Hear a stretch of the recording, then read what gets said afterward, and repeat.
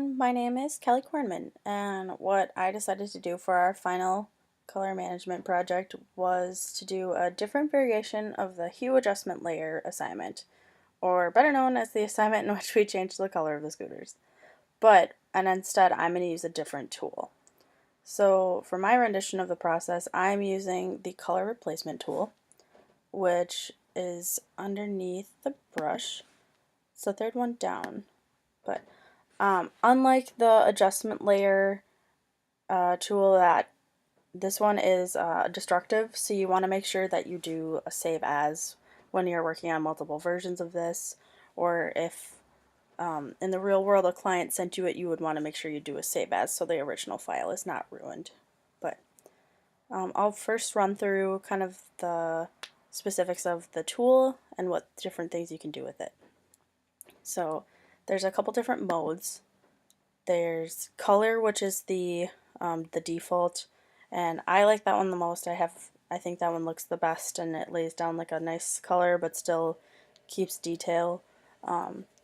Saturation is good for making things black and white or just lessening the intensity of a color. Hue does a similar thing to color, but it's just a little bit less intense. And then luminosity.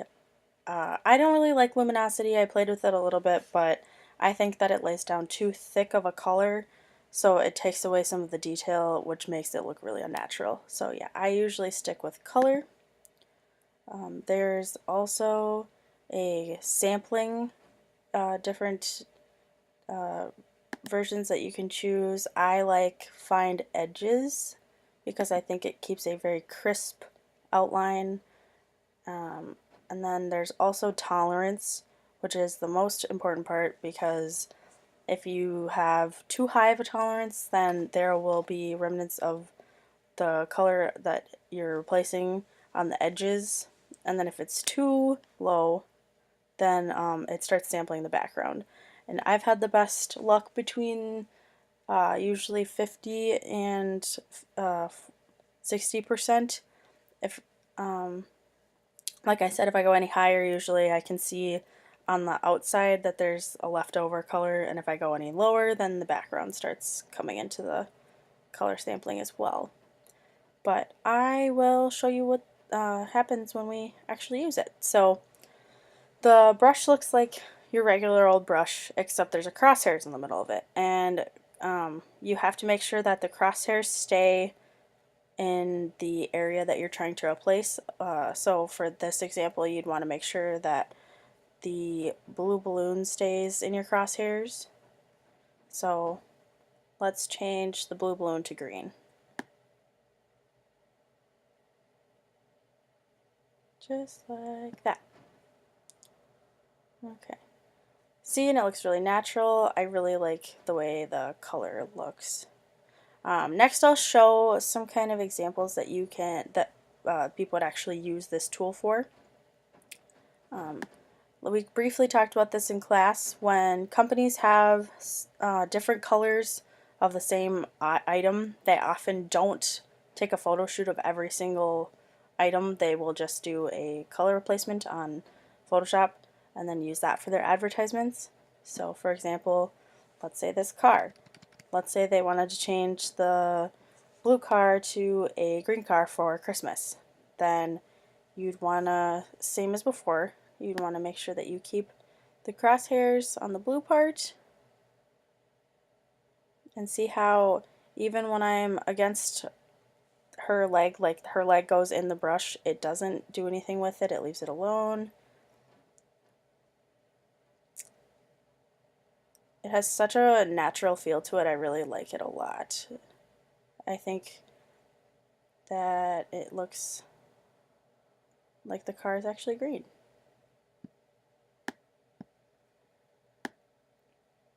Oh, so like I said, you want to make sure the crosshairs stay on the part that you're trying to adjust, because I accidentally was careless and got it on the background, and that's what happens when that happens.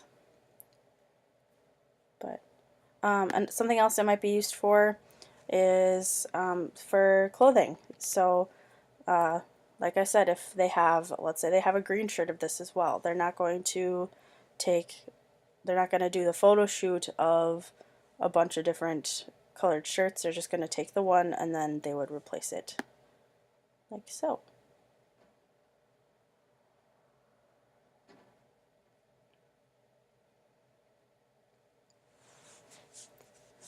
Something that I prefer over the adjustment layer tool is, like I said, I think that the edges for this are a lot more crisp.